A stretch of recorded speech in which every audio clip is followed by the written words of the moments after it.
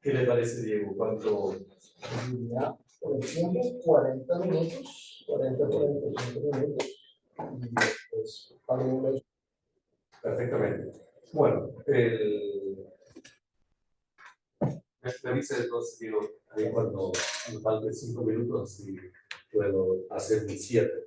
El tema que me gustaría compartir con ustedes es un tema clásico de la teoría del derecho, el problema de las lagunas normativas, como escribió José Juan Moreso en un texto ya hace mucho tiempo, el epílogo de una discusión que tuvimos con Fernando Atrio, con Eugenio Murillo, un libro sobre lagunas del derecho. Moreso hizo el epílogo y lo calificó al tema de las lagunas del derecho con una frase de Bob Dylan como a brilliant disguise, es decir, un disfraz brillante, porque en el fondo, cuando hablamos de lagunas del derecho, normalmente se habla de otras cosas y no tanto del tema de las lagunas en sí. El tema de las lagunas es típico en los enfoques sobre la indeterminación del derecho, el problema cuál es la calificación normativa de una cierta acción y qué es lo que corresponde hacer en este tipo de situaciones. El enfoque más consustancial o más conocido en la discusión contemporánea sobre las lagunas normativas es tal vez el estupendo libro de Carlos Sarachinoni y Eugenio Murillo del año 1971, el libro Normative Systems. Para Carlos Sarachinoni y para Eugenio Murillo, las lagunas del derecho son fenómenos contingentes, son propiedades contingentes de los sistemas normativos, donde el sistema normativo es un conjunto de normas, pero no necesariamente todas las normas del sistema estatal, del ordenamiento jurídico, sino es un conjunto de normas que tienen cierta conexión con un determinado problema normativo. Entonces, un conjunto de normas, por ejemplo, referido al problema de las nulidades patrimoniales, es un determinado conjunto de normas que nosotros sistematizamos, es decir, desplegamos consecuencias lógicas para ver de qué manera resuelve esto a cierta preocupación, cierto caso que tenemos en nuestro horizonte de discusiones, y por esto es que la noción del sistema normativo es relativo a un determinado conjunto de normas que se utiliza para resolver un cierto problema.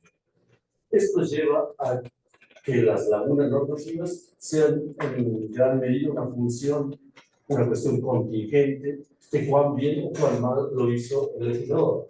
Yo hablaré aquí del legislador para simplificar algo que es bastante más complicado, porque no es necesario limitarse solo a las normas expresamente formuladas por el legislador.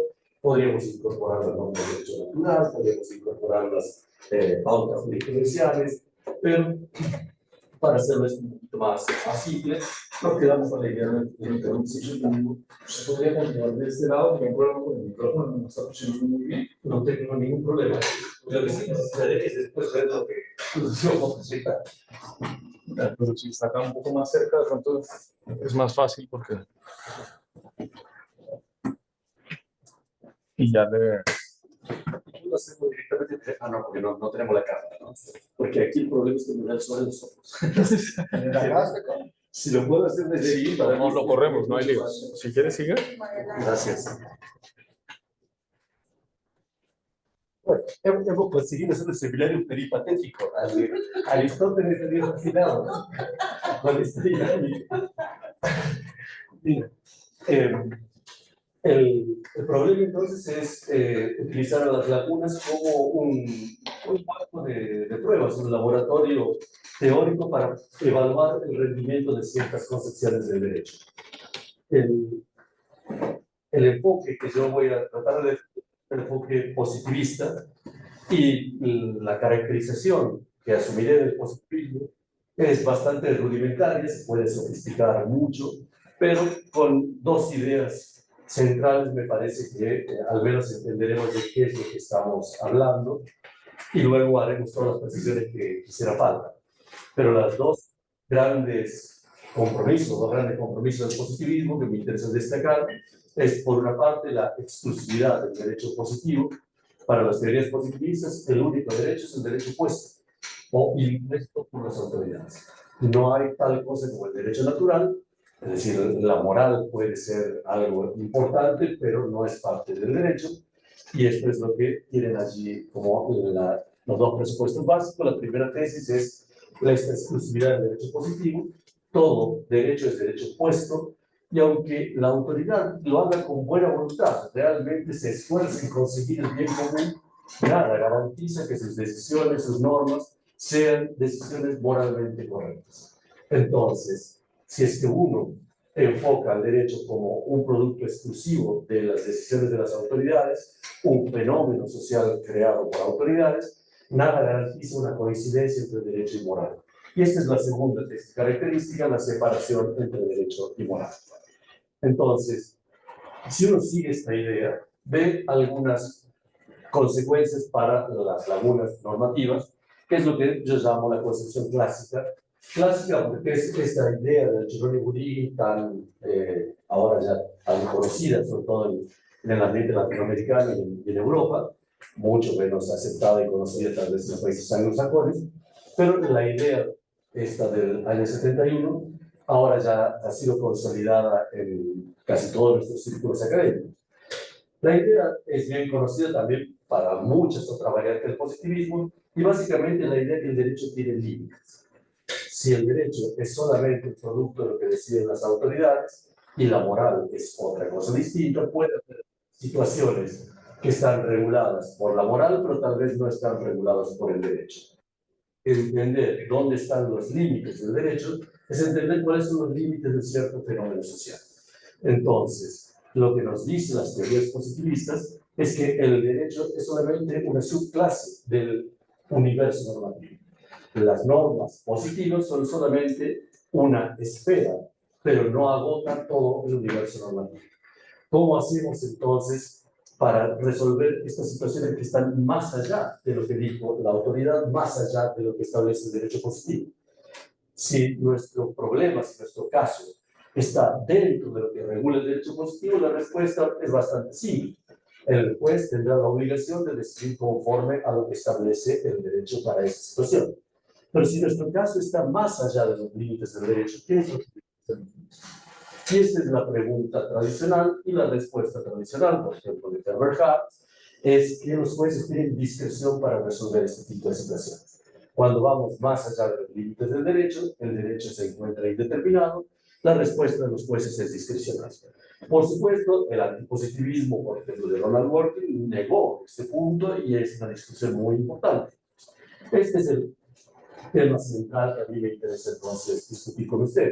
La idea de que existen lagunas en el derecho quiere decir que de alguna manera nos enfrentamos a situaciones que no están reguladas por el derecho, y para resolver estas situaciones los jueces no pueden excusarse, al menos en la mayoría de nuestros sistemas, el hecho de que el legislador no haya previsto determinada situación, y por lo tanto tiene que tomar una decisión incluso para estos casos de la ley.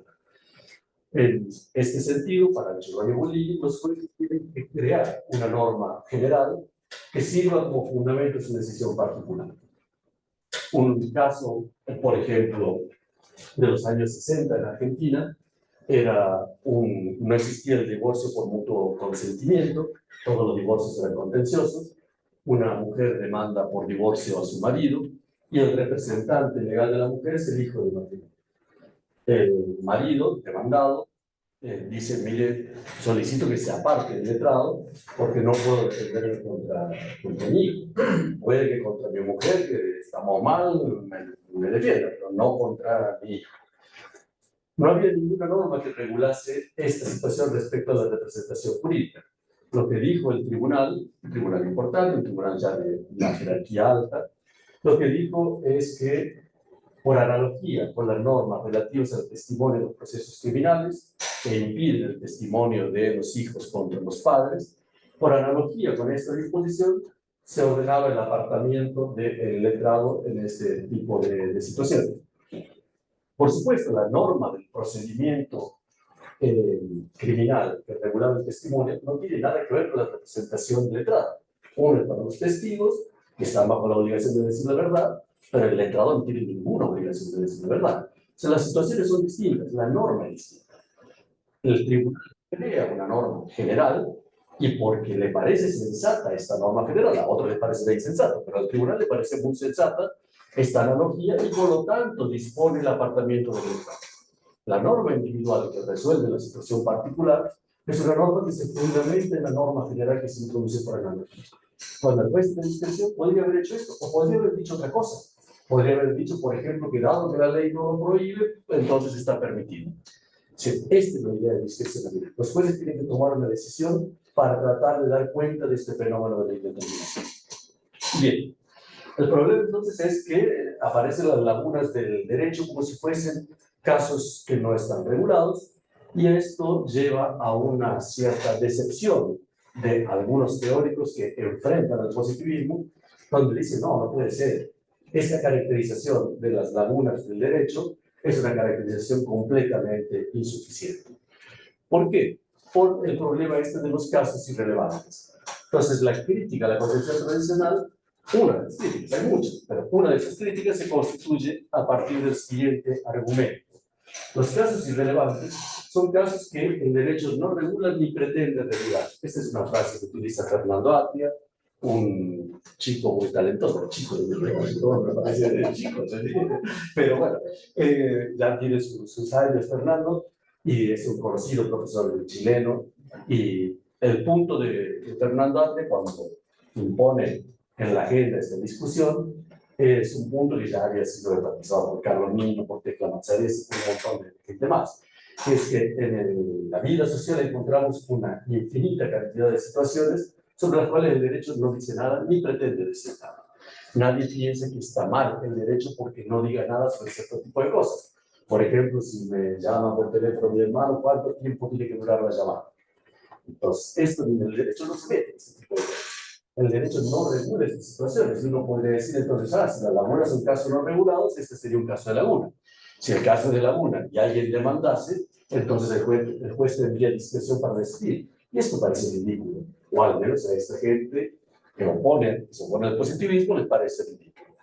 Supongamos que yo tuviese una vecina guapa, aquí podemos cortar la transmisión, correcta, una vecina guapa que cada vez que sale yo quiero que me dé un beso. Entonces podría ir ante el juez y demandar, decir, mire, impóngale la obligación de que me dé un beso cada vez que la encuentro en el vestido. A lo mejor no hay ninguna norma que regule este tipo de situaciones. Supongamos que no hay ninguna norma. Esto quiere decir que el juez tiene discreción. Lo que dicen estos teóricos que se oponen a la visión tradicional, más bien es que el juez tiene el deber de rechazarlo. Entonces, en un caso irrelevante, el caso no está regulado por el derecho, pero no es una laguna.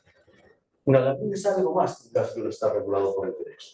Es un caso que no está regulado, pero que debería estar regulado. Y esto es entonces un punto valorativo.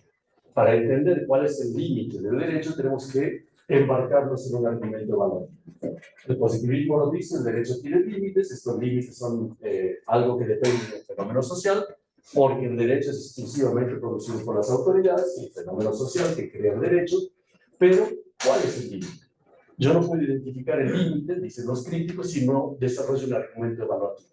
Porque hay muchos casos que no están regulados, pero no están fuera de la idea del derecho, porque los jueces no tienen esta discrecionalidad que es típica de lo que ocurre dentro del campo de las lagunas. Entonces, o abandonamos la idea de que las lagunas son casos no regulados, o abandonamos la idea de que en casos de laguna los jueces tienen discreción. Las dos tesis que nos invitan a rechazar son malas para el positivismo. El argumento está allí, es un argumento informal, pero más o menos bastante claro. Yo diría pasamos más adelante, porque si no, no llegaremos más allá. Bien, la conclusión es básicamente entonces esta, que enfrentados a estos casos irrelevantes, el positivista tendría que admitir que las lagunas son algo más que casos sin solución, son casos que no tienen solución, pero que deberían tener una cierta solución, y este debería compromete evaluativamente, y por lo tanto no podemos tener una concepción neutral del derecho, porque no podemos identificar neutralmente los límites del derecho. ¿Cuál es la respuesta a este desafío? La respuesta es en la línea del Archibald de Boulin, a mí me parece la respuesta más simple de todas. La respuesta es que el derecho pretende regular ciertas situaciones y las que no regula son casos de laguna, y para eso tenemos entonces un cierto instrumental analítico, que es el que, si podemos seguir un poquito más adelante. Miren, esta es una matriz del sistema normativo. Esta matriz es la matriz clásica de Angelou-Rewelli, del capítulo 1. Es un problema de restitución de bienes inmuebles. El problema de restitución de bienes inmuebles es que hay un señor que es el propietario del inmueble que pretende que se lo restituyan. Hay un individuo que es el que transfirió el bien inmueble, hay un actual poseedor del bien inmueble que se enfrenta ante la demanda de restitución. La pregunta es, ¿bajo qué condiciones debe restituir el inmueble? ¿Cuándo puede quedárselo y cuándo está obligado a restituir? El señor Freitas, Sheldon Freitas, que a finales del siglo XIX redactó el anteproyecto del Código Civil Brasilero, donde propuso 4 normas para regular a esta situación. La primera norma decía que la restitución es obligatoria cuando el enajenante fuese de mala fe. Entonces, si es que uno tiene 3 propiedades, que son las que selecciona Freitas para resolver este conflicto, las resuelve del modo que está allí. Las propiedades son la buena fe del enajenante, la buena fe del adquirente, el título oneroso.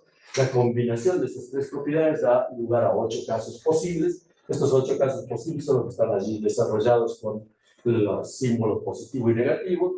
Positivo indica que la propiedad está presente, negativo que la propiedad no está presente, es decir, que hay mala fe. El caso 2, el caso 4, el caso 6, el caso 8 son casos de mala fe del enajenante. Y la norma 1 dice, mire, si hay mala fe del enajenante, la restitución es obligatoria. Y por eso la primera norma resuelve todos los casos donde está ligada a la buena fe del enajenante, 2, 4, 6 y 8. La segunda norma dice que la restitución es obligatoria cuando hay mala fe del actual poseedor, del adquirente. Y por eso se resuelven los casos donde está negada la buena fe del adquirente. El caso 3, el caso 4, el caso 7 y el caso 8. También decía Freitas que la restitución es obligatoria cuando la transferencia hubiera sido a título gratuito. Entonces, esto resuelve todos los casos donde está negado el título oneroso, que es el caso 5, 6, 7 y 8. Y finalmente, establece una última norma que dice que la restitución no procede en casos de que hubiese buena fe del enajenante, buena fe del adquirente y título oneroso. Esto es una facultad que tiene el individuo que está en esta situación número 1, buena fe del enajenante, buena fe del adquirente y título oneroso. Si quiere puede devolverlo, a lo mejor le da pena al individuo, el señor que se ha quedado sin su propiedad y decide entregársela, no pasa nada, es facultad. Entonces, el sistema es un sistema completo porque resuelve todos los casos del universo de casos. Lo que valora el legislador son ciertas circunstancias que le parecen importantes para un determinado problema social. Entonces, ¿qué es lo que es relevante? Lo que es relevante es la valoración que hace el legislador para resolver un determinado problema. Entonces, cuando el argumento antipositivista dice, mire, usted no puede dar una noción de casos relevantes si es que no desarrolla un argumento moral, el positivista dice, claro que puedo hacerlo. Porque el que tiene que valorar como relevante es el legislador, y el teórico solamente explica lo que el legislador ha valorado como relevante. ¿Y cómo sé si es que algo es relevante o no? El procedimiento es el siguiente. Yo puedo comparar en estos 8 casos de la sistema de Freitas, puedo comparar a los casos a partir de su presencia o su ausencia de ciertas propiedades. Por ejemplo, yo les podría decir, ¿cuál es el caso complementario del caso 1 respecto de la buena fe del enajenante? Lo que quiere decir esto es que tengo que buscar en esa tabla una situación donde lo único que cambie sea la presencia o la ausencia de la buena fe del enajenante. El caso 1 y el 2 son complementarios en este sentido. El caso 1 hay buena fe del enajenante, el caso 2 hay mala fe del enajenante y el resto permanece constante. Entonces, si hay una diferencia en la calificación normativa entre 1 y 2, es porque la propiedad es la que hace la diferencia. Nosotros vemos que el caso 1 es un caso donde hay facultad de restituir, pero en el caso 2 hay una obligación de restituir. Y esto quiere decir que el cambio normativo se explica porque hay una diferencia en la valoración que hizo el legislador. El legislador dijo si hay buena fe del enajenante, buena fe del adquirente y título oneroso, facultativo restituir, pero si hay mala fe del enajenante y el resto permanece constante, es obligatorio restituir. Y esto muestra que la propiedad es relevante, que no da lo mismo que esté presente o ausente, aunque no haga falta que sea relevante en toda la situación. Podemos comparar el caso 7 y el caso 8. El caso 7 es, hay buena fe del enajenante, en el caso 8 hay mala fe del enajenante. Pero no hace ninguna diferencia la presencia o la ausencia de la propiedad. Sigue siendo obligatorio en el caso 7 y en el caso 8. Entonces, yo tengo que buscar la relevancia de estas tres propiedades en este universo de casos, y si no encuentro al menos un caso donde haya diferencias, donde la presencia o la ausencia de la propiedad haga una diferencia, no puedo decir que la propiedad es relevante. Por ejemplo, la buena fe del adquirente se muestra como relevante, obviamente comparando el caso 1, que es la única solución diferente. Si yo elijo otras, son todas obligatorias, no hace diferencia en ningún caso. Tengo que empezar del caso 1. En este ejemplo, en otro ejemplo no. En el caso 1, yo tengo buena fe del adquirente. ¿Cuál es el caso complementario del caso 1 respecto a la buena fe del adquirente? Es el caso número 3, donde lo único que cambia entre 1 y 3 es la presencia o la ausencia de la buena fe del adquirente. Y veo que hay diferencia. Entonces, ¿qué es lo que explica la diferencia? La presencia o la ausencia de la buena fe del adquirente. Este cambio explica entonces que la propiedad es relevante. No da lo mismo que esté presente o no esté presente, al menos en un caso, que es el caso 1 y el caso 3. ¿Qué pasa con el título oneroso? Pues bien, hay que comparar nuevamente el caso 1 con el caso 5. El caso 1 y el caso 5 son casos complementarios respecto de la propiedad de título oneroso. Como hay diferencias entre 1 y 5, yo puedo decir que la propiedad es relevante. Las tres propiedades son propiedades relevantes y por eso forman lo que se llama el universo de casos relevantes. Yo puedo ahora explicar la idea de relevancia ya no desde un punto de vista valorativo. Al teórico del derecho no le hace falta valorar nada. El que valora es el legislador y la valoración tiene que traducirse en las diferentes calificaciones que ofrece a las propiedades, al menos en algún momento, en alguno de los casos de este universo de casos. Fíjense en el sistema 2, el sistema de Vélez-Arfield. Vélez-Arfield era el codificador argentino, ya no es más el código civil argentino actual, sino que era el código final de 1800, y duró hasta hace prácticamente 15 años que fue cambiado por un nuevo código civil.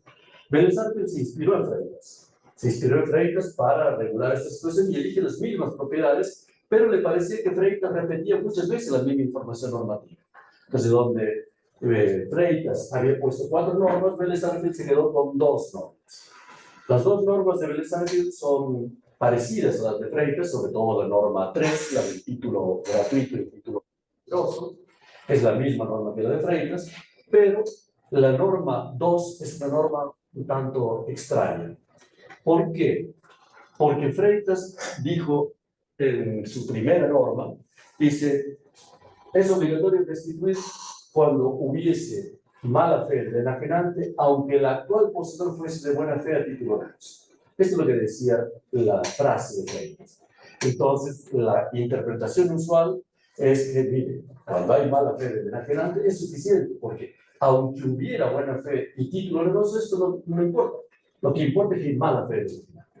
Entonces, por eso poníamos en el sistema de arriba 4 soluciones para todos los casos de mala fe del enajenante. Pero en la traducción de Vélez-Arfield se traga el aunque. Entonces, en la norma que formula Vélez-Arfield para el Código Civil argentino, no aparece esta palabra aunque, y esto hace que la interpretación sea una interpretación más llana y por lo tanto mucho más estricta. La interpretación es que procede la restitución cuando hubiera mala fe del enajenante y un actual poseedor de buena fe y título oneroso. Y ahora, el único caso que resuelve esta norma es el caso número 2. Fíjense que hay 3 lagunas en el caso de Vélez-Arfield. ¿Las propiedades son relevantes o no son relevantes? Porque los que se oponen a esta idea de laguna, los que creen que los casos irrelevantes dan un problema para la teoría del derecho, positivista del derecho, pero dicen, mire, no pueden explicar la relevancia sin un argumento valorativo. Y lo que nosotros podemos decir, mire, este sistema de Vélez-Arfield tiene 3 lagunas. Las propiedades son relevantes. Y hacemos el mismo truquito que hicimos antes. Comparamos. ¿Qué usamos como comparación? De nuevo utilizamos el caso número 1, porque allí no hay solución, y comparamos la buena fe del enajenante en el caso 1 y en el caso 2. Y nos da lo mismo. que esté presente la buena fe del enajenante en el caso 1, porque allí no hay nada resuelto y uno puede decir después, mire, invoque los principios generales del derecho, que son muy curiosos porque siempre favorecen a mi cliente. Cualquier abogado tiene un principio general ahí para invocar a su favor. Entonces, si no tengo una solución como en el caso 1, yo todavía puedo seguir litigando o pataleando para favor de mi cliente. Pero en el caso 2, en cambio, las soluciones son obligatorias. Y allí sí tengo una respuesta normativa. Yo puedo decir entonces que el caso número 1 es un caso de lagunas, porque forma parte del universo de casos relevantes, siempre y cuando mostrase la relevancia de las 3 propiedades. ¿Cómo muestra la relevancia del título oneroso? Nuevamente comparando 1 y 5. Y aquí viene la misma situación que teníamos comparando la buena fe o mala fe de la gente. Más difícil es comparar a lo que ocurre con la buena o mala fe del adquirente. Fíjense que en el sistema de Freitas mostrábamos la relevancia de la buena fe o mala fe del adquirente comparando el caso 1 con el caso 3. El caso 1 del sistema de Freitas, la solución es facultativa, mientras que el caso 3, la solución es obligatoria. Pero si ahora comparo el sistema de Vélez, el 1 y el 3, los dos tienen la misma falta de solución. Por lo tanto, me dirían, no hay relevancia en la propiedad normal. Y esto, entonces, pareciera ser que presenta un problema, porque ¿cómo hago ahora para asegurar que la buena fe del adquirente es una propiedad relevante? No basta que la mencione el legislador. Hay que mencionarla y tratarla de manera diferente para que la propiedad sea relevante. Pues miren, no es relevante en la comparación de 1 y 3, pero sí es relevante en la comparación de 2 y 4. 2 y 4 son complementarios respecto de la buena o la mala fe del adquirente y tienen distintas soluciones. Si estamos en 2, es obligatoria la restitución. Si estamos en 4, que lo único que cambia respecto de 2 es la buena o la mala fe del adquirente, no tenemos ninguna solución. Entonces yo podría decir, es también relevante. Las 3 propiedades son relevantes. Lo que ocurre es que en la dogmática civil argentina se pensaba que el caso 4 estaba resuelto como obligatorio. Esta era la doctrina mayoritaria. ¿Por qué? Porque la única diferencia entre 2 y 4 es la buena fe del adquirente. El argumento es un argumento fortiori. Si cuando hay buena fe el adquirente está obligado a devolver el bien, con mayor razón a fortiori se sigue que cuando es de mala fe tiene que devolver el bien. Entonces, estando resuelto el número 2 como obligatorio, 4 también debería ser obligatorio. Por supuesto, esto no impresiona mucho a los que piensan que el contenido del derecho está indeterminado para esta situación porque no se deriva lógicamente esto.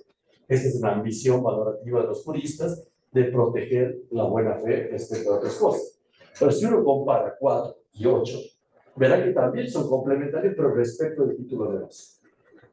Entonces, uno podría ahora hacer un argumento contrario. Podría decir, si cuando hay título gratuito es obligatoria la restitución, la única diferencia entre 8 y 4 es que en 4 hay título oneroso y en 8 no. Si cuando no hay título oneroso es obligatoria la restitución, en caso de que hubiese título oneroso, debería tener una solución distinta. Por lo tanto, no debería ser obligatorio. Si voy desde 2 hacia 4, la solución sería obligatoria. Si voy desde 8 hacia 4, la solución sería que no es obligatoria. Y esto no causa ninguna sorpresa porque ninguno de estos dos argumentos, ni el argumento fortiori en el modo en que lo usan los juristas, ni el argumento al contrario, es un argumento lógicamente válido. Y por eso es que uno podría obtener conclusiones que son incompatibles. Entonces, ¿cuál es la conclusión para la discusión con los casos irrelevantes? Que los casos irrelevantes, tal cual están presentados, efectivamente no son parte de lo que le interesa al jurista. El jurista tiene una noción de laguna que se centra en propiedades relevantes, pero que no compromete con ninguna valoración. Ahora bien, que yo tenga una manera de dar cuenta de las lagunas todavía no resuelve el otro punto de la polémica. El punto de la polémica, que yo creo más interesante, es qué pasa, ya no le llamamos lagunas a estos casos irrelevantes, ni siquiera hace falta valorarlos, ni siquiera hace falta decir que muestran que las lagunas son algo más que casos sin solución. El problema ahora es que frente a la demanda enloquecida de Navarro de que la vecina le dé un beso cada vez que la encuentra en el vestíbulo, ¿por qué el juez debería tener discreción? No lo regulan, ¿no? El derecho no dice nada acerca de esto. ¿Por qué el juez debería tener discreción? Es esto lo que dicen los positivistas. La respuesta es bastante más incierta. Atria, Juan Carlos Bayón, Luis Manero, dicen que la respuesta no puede ser discrecional. El juez tiene el deber de rechazar la demanda. Y lo que Bulín les pregunta insistentemente todas las veces que debatía con ellos, Bulín expuso en parte esta polémica. Una de sus últimas visitas que hizo académicas largas fue aquí al externado, donde estuvo toda una semana dictando clases, y una de sus clases fue respecto a estos temas, y la respuesta de Bulín es que me digan de dónde sale el deber del juez de rechazar la demanda. Podría haber una respuesta del juez que rechaza, que el legislador diga, ante si alguien quiere litigar sobre casos relevantes, el juez debe rechazar la demanda. Pero esta norma tiene que estar puesta. No es necesaria del sistema. Remanente dice, bueno, pero en nuestro horizonte cultural las tenemos. Ah, bien, dice Bolivia, si las tenemos, pero no por la estructura del derecho, sino porque hay una decisión institucional de imponerle a los jueces la obligación de rechazar estas demandas injustificadas. Pero si no existiese esta norma, ¿qué es lo que haría el juez? ¿Qué hacen los casos de la UNA? Los casos de la UNA, el juez toma el caso, corre el traslado a una parte para que produzca prueba, a la otra parte para que conteste la demanda y cosas por el estilo. Y después decide discrecionalmente. Entonces, lo que dice Bolín es, si el caso irrelevante al juez le parece irrelevante, rechazará la demanda. No porque tenga la obligación de hacerlo, sino porque tiene la discrecionalidad de hacerlo. En cambio, si el caso por alguna razón le parece interesante, porque le parece, supongamos que Navarro tiene méritos suficientes para que esta chica se conmueva y por lo tanto favorecería mucho el bien común que esta mujer tuviese el deber de darle un beso a Navarro.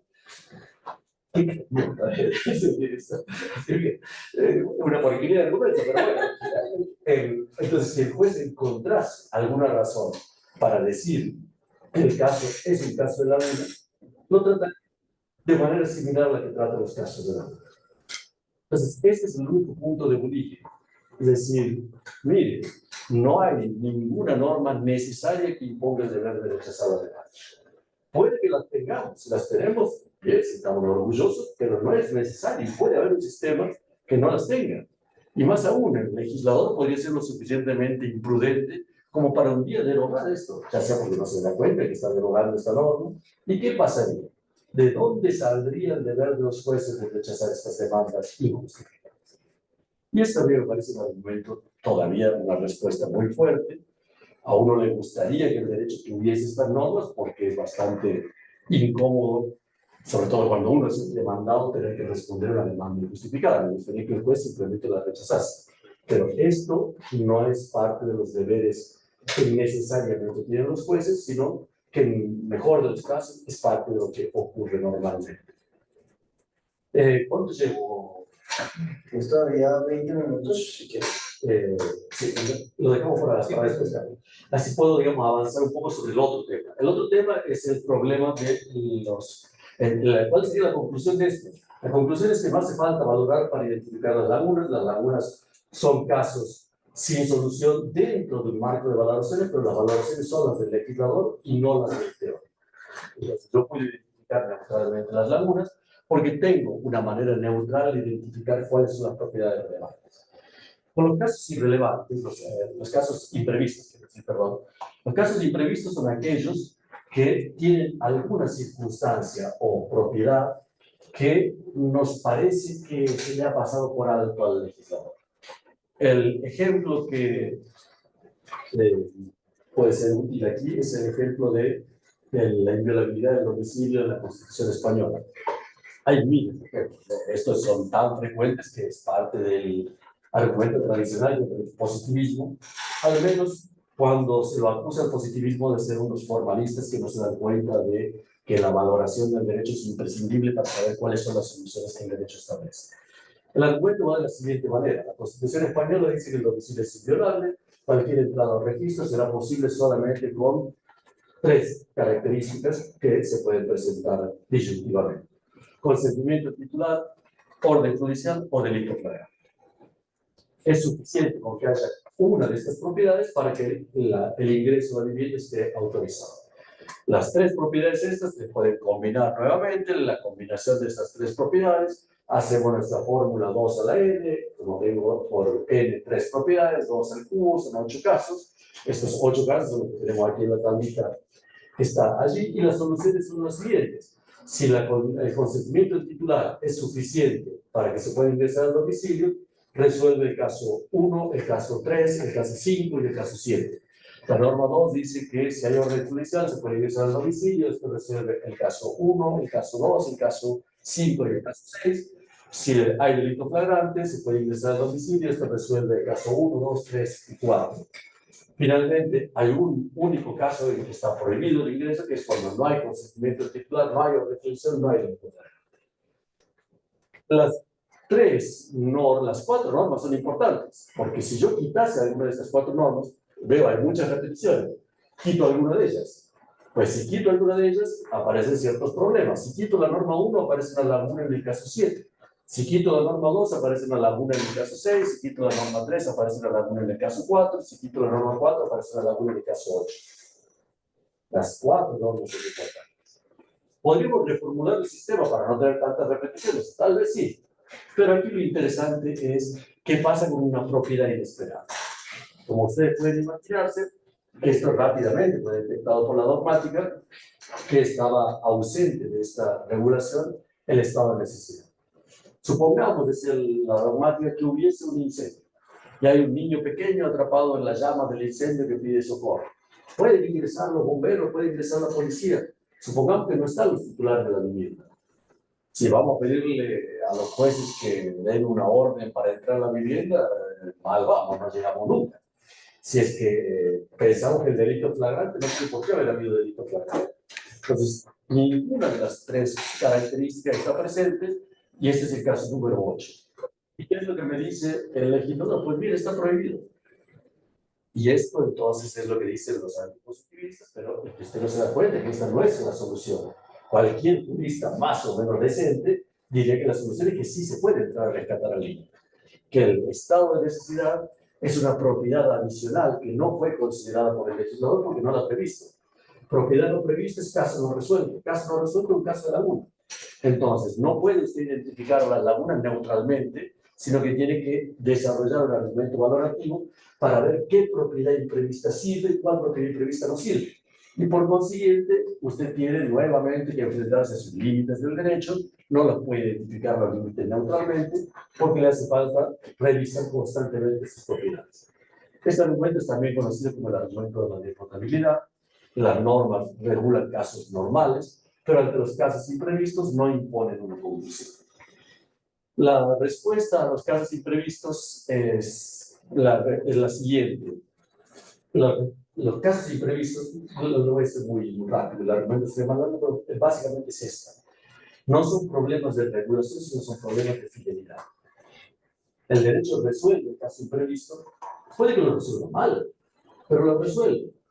Si el juez tiene el deber institucional de seguir lo que dice el legislador, pues bien, tendría el deber institucional de resolver el caso como lo resuelve el legislador. Esto no nos gusta, obviamente. Si queremos que los jueces tengan las manos libres, entonces le podemos decir, pues bien, lo del legislador no lo obliga, quédense tranquilos, solamente un consejo.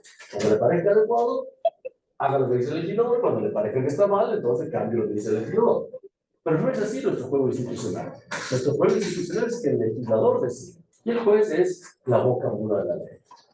Entonces, cuando aparecen los casos imprevistos, el desafío no es un desafío de si está regulado o no, sino si los jueces deben mantener la fidelidad del legislador o no deben mantenerla.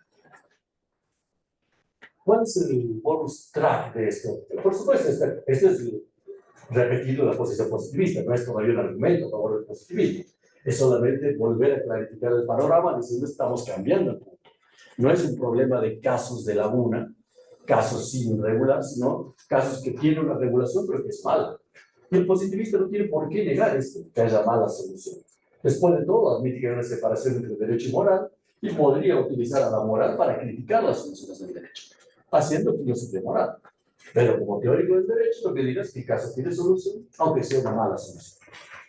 ¿Qué es lo que dice Eugenio Buligin? Ahí está, en este. Eugenio Buligin, cuando se cumplieron, creo que 10 años del fallecimiento de Carlos Sanchurrón, Carlos Alchurrón fallece de cáncer de páncreas en el año 1996. Sí, en enero de 1996. Luego, en una revista sobre lógica, se hace un volumen especial. Esta revista es la South American Journal of Logic. Y allí Eugenio Bolívar escribe un artículo estupendo. Es un artículo muy elegante, no es muy largo, pero muy claro respecto del instrumental que Alchurrón, que es el gran arquitecto de la lógica del libro Normative System, desarrolla para esto. ¿Y qué es lo que dice respecto a los casos imprevistos? Lo que dice Bolívar es la preocupación de muchos juristas de que el legislador no puede prever todas las posibles circunstancias futuras es absolutamente infundada. El legislador no tiene necesidad de prever nada. Su tarea no es la previsión, sino la decisión. Decide, basándose en evaluaciones, qué propiedades son relevantes para el problema y clasifica así a todos los elementos de un universo en discurso. Todas las demás propiedades son simplemente irrelevantes según su decisión. Es decir, claro que habrá casos irrelevantes, porque esto es lo que decide el legislador. Pero no lo ha previsto, no importa. No importa, porque legislar es precisamente tomar la decisión de que haya propiedades irrelevantes. Legislar es mucha cosa. Legislar es asumir una carga muy gravosa. Es asumir permanentemente un riesgo. Y esta es la tarea del legislador. Y esperamos que la tarea del juez sea honrar esta responsabilidad que tiene el legislador. Pero aquí la cosa, y esto podría ser el final de la discusión, así como por los casos irrelevantes teníamos una discusión, pero había un bonus track detrás de esta discusión, que era el problema de la discrecionalidad judicial. Aquí el bonus track tiene que ver con la frase esta: todas las demás propiedades son propiedades irrelevantes. Jorge Rodríguez escribió su tesis doctoral, creo, ahora ya de memoria.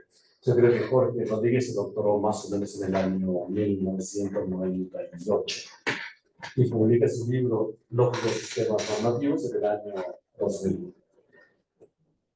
Es un libro maravilloso, uno de los mejores libros, era el mejor discípulo probablemente de Eugenio Bolívar y un gran amigo mío. Con él hemos escrito conjuntamente este libro de Ontic Logic and Legal Systems para Cambridge University Press en 2014. Y para comentarles así, para que se sientan así inquietos y curiosos, saldrá una edición en Chile. Vaya. Eso de mí, ahora lo que espero es que me cite algo, 0,0001%, pero ese nivel de impacto ya será extraordinario. Un libro de no de nadie. ¿Por qué los chicos compraron eso? Así, difícilmente corregir los temas de imprenta. Bien, la cuestión entonces es, ¿qué es lo que decía Jorge respecto de esta posición de Bolívar? Escribimos con Jorge un trabajo hace un montón de años que se ha publicado en Isonomía, reformulando un poco estas ideas de Jorge, que dice: la frase todo lo que no es relevante es irrelevante se parece a la frase todo lo que no está prohibido está permitido. Y Alchurrón y Bolívar desarrollaron en Normative System un argumento muy importante para mostrar que el principio de clausura, todo lo que no está prohibido está permitido, que este principio de clausura en el fondo no sirve para clausurar nada. ¿Por qué? Porque el argumento va de la siguiente manera: si el legislador positivo impone una norma de clausura, como por ejemplo podría ser el artículo 19 de la Constitución Argentina, que dice que lo que la ley no manda no está privado del ciudadano de hacer y cosas por el estilo, en una interpretación podría decir: mire, todo lo que el legislador no ha prohibido está permitido.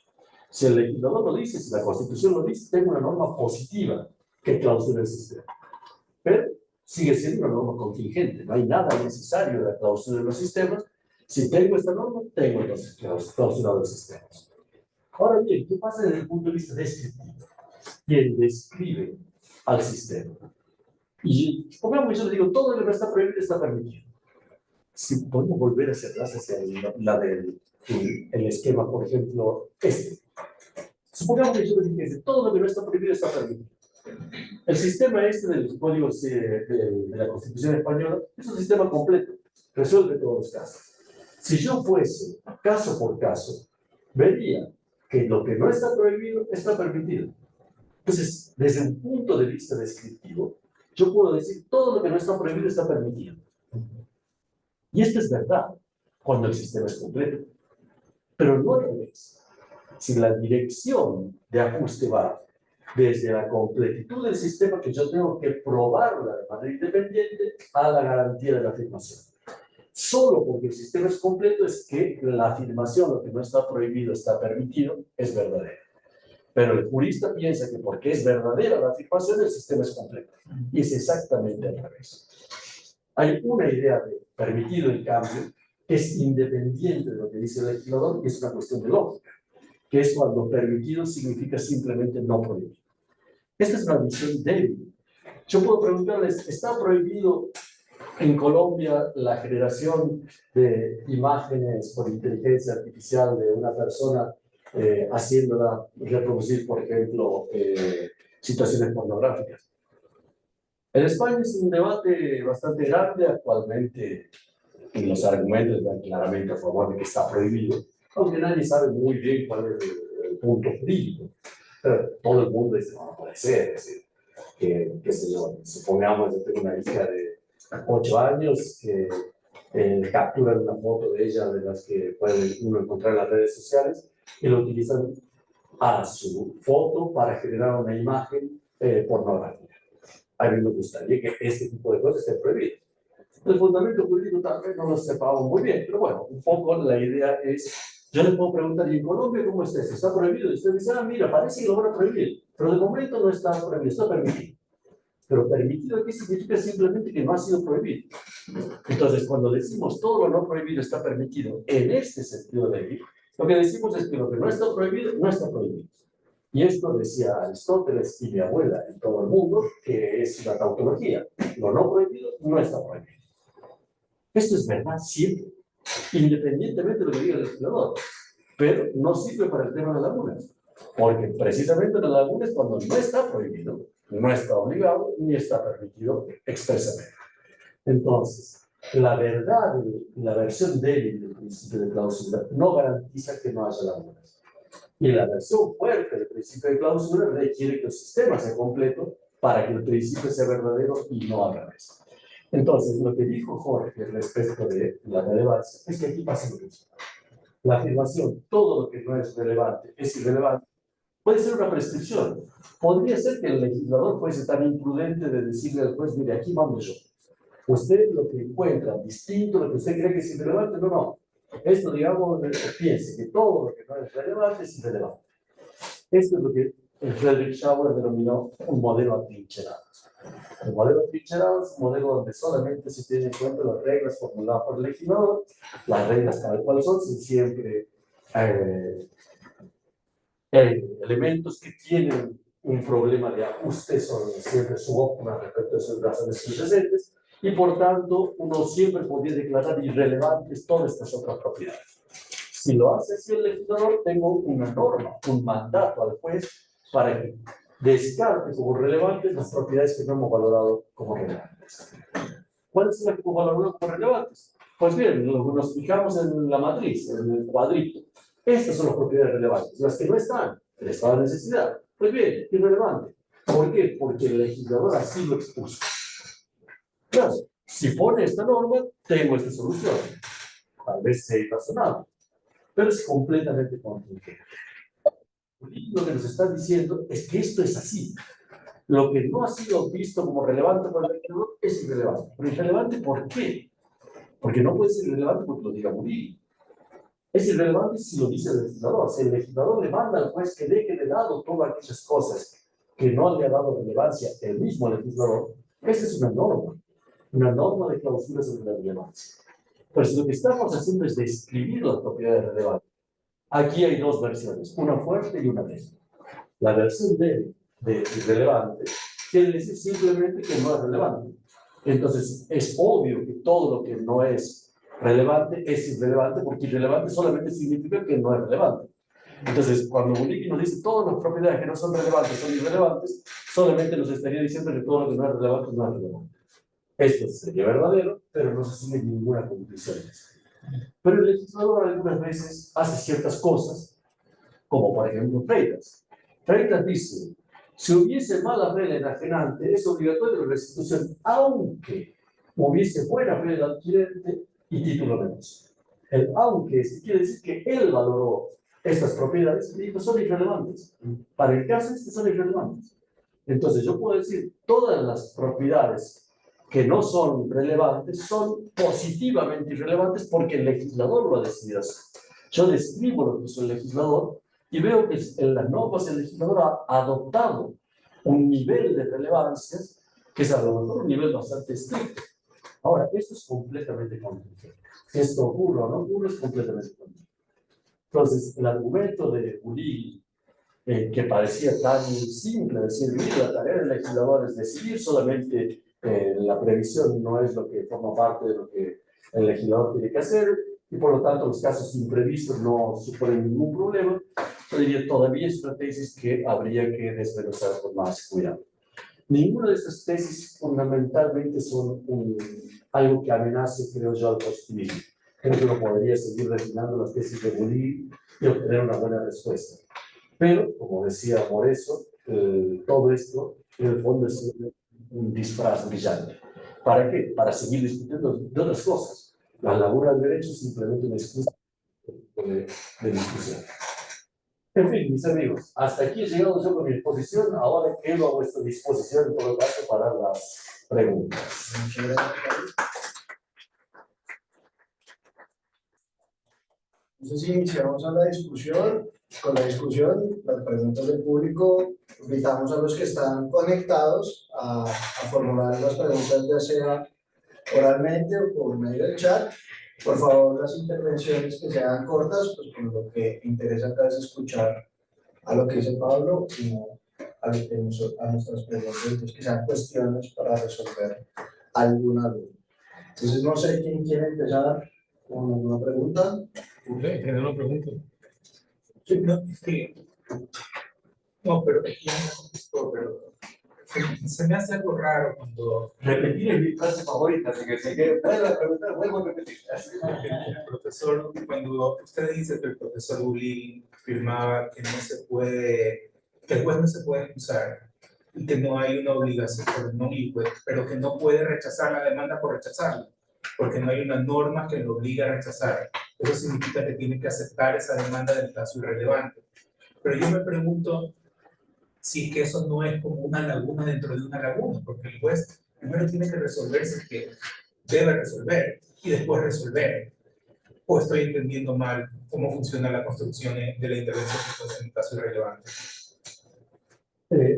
No sé cómo será en Colombia, pero en Argentina los jueces tienen, al menos tenían el Código Civil, ahora seguramente tienen algo similar, pero decía el juez no puede dejar de fallar bajo la excusa de insuficiencia de la ley, oscuridad de la ley, cosas que no estilo. Y le da una serie de criterios para resolver, principio de derecho, buena fe, equidad y cosas que no estilo. Ante el caso irrelevante, ante la demanda injustificada. Demanda injustificada quiere decir una demanda donde plenamente el que pretende cierta cosa no tiene derecho. No lo tiene porque la ley no dice lo que la ley no dice nada. La ley no regula este tipo de situaciones, son irrelevantes. Están fuera del marco de lo que el derecho regula. Entonces, ¿qué debe hacer después ante esta situación? Tiene que decidir, pero puede decidir de dos maneras. Rechazando el límite la demanda, que es lo que es según Luis Manero, Fernando Arte, Juan Carlos Bayón, que es lo que debería ser el juez. Y Bulligui dice, no es lo que debe hacer el juez. El juez debe decidir. Y puede decidir o bien rechazando la demanda en límite, o si no, tomando a esta situación como si fuera una laguna. Si es que encuentra algo, un dato que le parece interesante, pues lo tratará como una laguna. ¿Y qué debe ser la laguna? Crear una norma general que sirva como fundamento de su decisión. Si el juez quiere entrar en el cuerpo a cuerpo del debate e imponer a las partes una obligación, cosa que el rechazo indímine no lo hace, simplemente el juez rehúsa pronunciarse sobre la posición jurídica. Pero si es que le interesa resolver el caso, pues bien, tomará el caso como un caso de laguna, construirá una norma general y a partir de esa norma general resolverá el caso mínimo. Mi pregunta, profesor, es porque hay jurisdicciones donde el juez delibera para aceptar la demanda. O sea, en los casos civiles de daño en Estados Unidos, el juez delibera primero si acepta la demanda o no, y eso ya le da a usted como un porcentaje de garantía de que al final puede ser aceptada, pero también puede ser rechazada. En Ecuador, de donde yo soy, el juez en una audiencia califica la pertinencia de la demanda y dice si su demanda no sirve y es absurda, ahí mismo se la lleva y se la devuelve sin juzgar el caso. Hacia allá va mi pregunta sobre esta intervención del juez en dos momentos, que tal vez no es igual a la suya, disculpe que no lo expliqué antes, y que me hace ver que es como una resolución de dos lagunas, o sí, como consecutiva, ¿no? Puedo o no puedo, y la otra, una vez que pude, te doy la razón o no te doy la razón. Carlos, me parece que estamos diciendo lo mismo. Estamos diciendo lo mismo, me parece que a lo mejor con distintos énfasis. El juez se enfrenta a la demanda injustificada. Si la demanda está justificada, no hace falta, no hay problema. Resolverá de acuerdo a lo que se debe hacer en casos normales.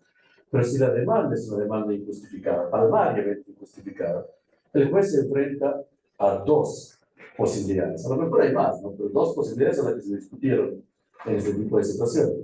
Una es que no la encuentre ni pie ni cabeza, que la demanda sea disparatada, entonces simplemente la rechaza sin límite.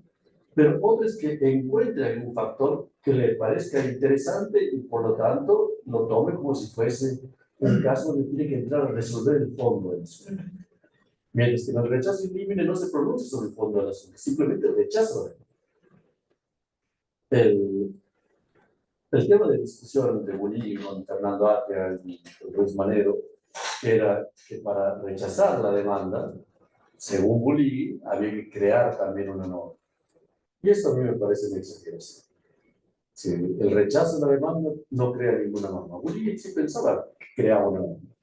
En la práctica, el efecto que tenía era permitirle al individuo que había sido afectado por la demanda injustificada mantener la posición jurídica que ostentaba.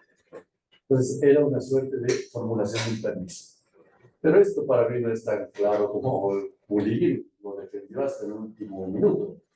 Pero dos trabajos de juventud, Bolívar dijo exactamente lo contrario. Entonces, ¿por qué cambió? Yo tengo una conjetura por qué cambió, pero sería larga de contar aquí. Sí, en el homenaje que salió a Luis Manero hace 2 años en Palestra, pues publiqué un trabajo que se llama La tesis de la simetría, que es precisamente un análisis de esta posición de Bolívar por Luis Manero. En definitiva, que no me parece tan claro que Bolívar también tenga razón en esto, como tampoco me parece tan claro que tenga razón con esto de los casos imprevistos, ¿no? Y de la tesis de relevancia. Pero esta es un poco la situación.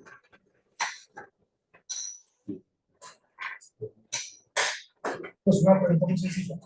Profesor, esta idea de laguna es consustancial a un universo de codificación, es decir, ¿qué pasa antes de la codificación? ¿No hay laguna?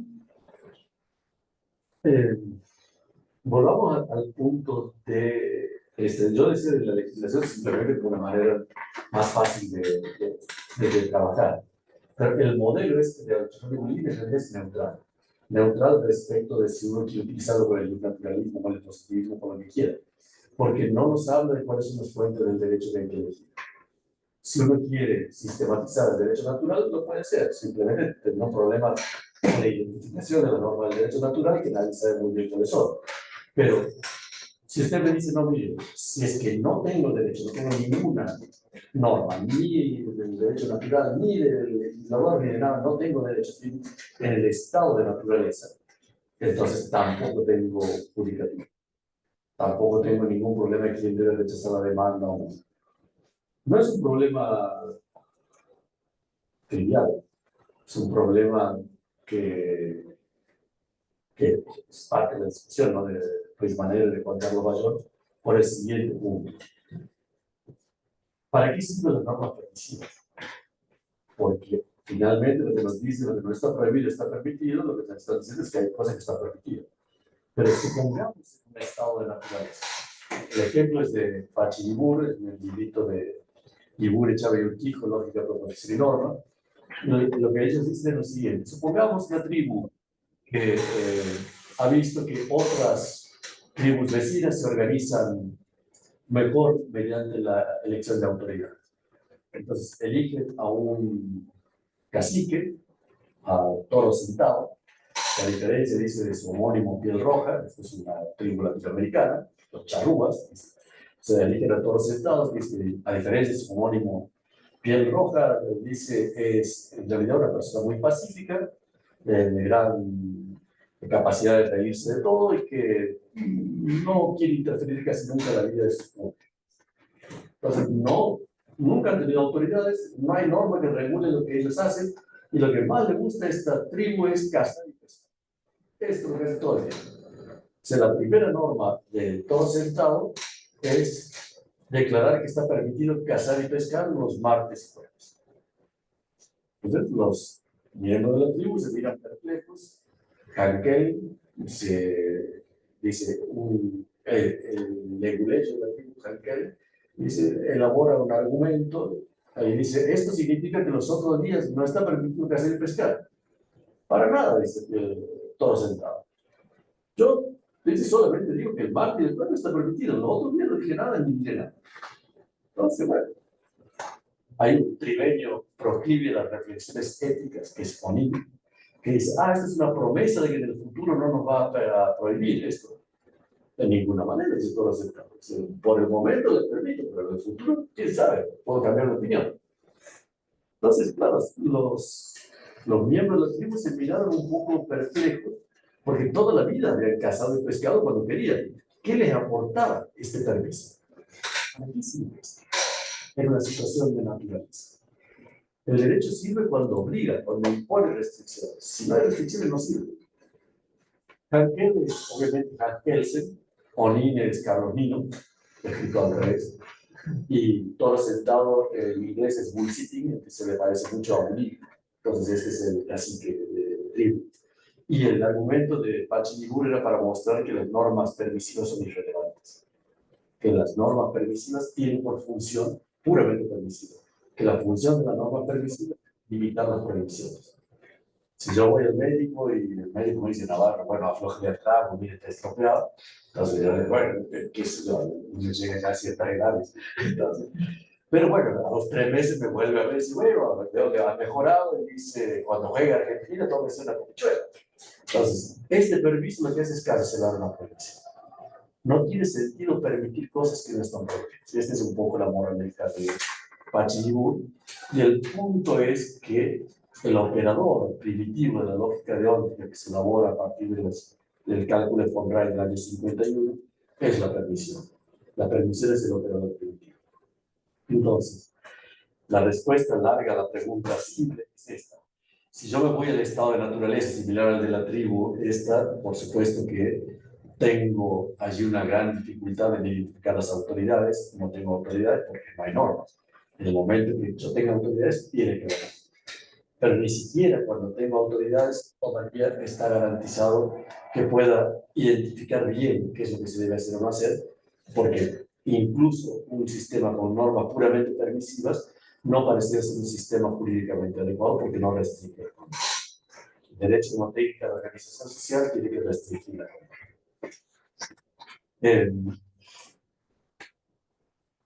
No me olvidé más iba a decir, pero bueno, era por ahí la cosa. Yo tengo una pregunta que queda un poco en el aire con la exposición, es la siguiente.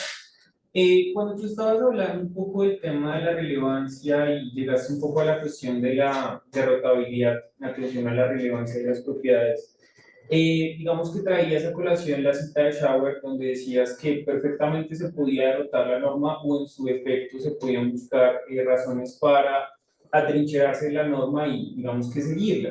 Entonces, la pregunta que me subyace o digamos que me hace la atención a esta idea es la siguiente.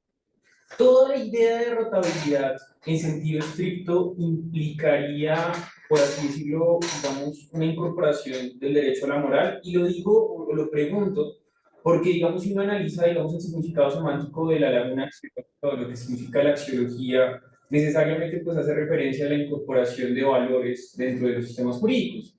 Pero se podría pensar de pronto en una derrotabilidad a partir de valores que ya son propios del sistema, como por ejemplo valores constitucionales.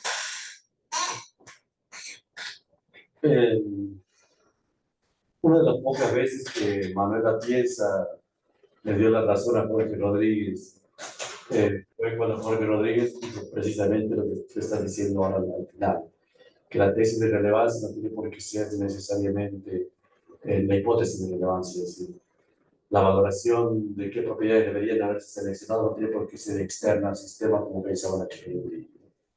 A mí esa tesis de Jorge no me gustó nunca. Sí, me parece que la tesis de relevancia y la hipótesis de relevancia tiene que construir sobre todo el conjunto de normas y que si uno no lo hace, pues simplemente elegido mal la tesis de relevancia del sistema.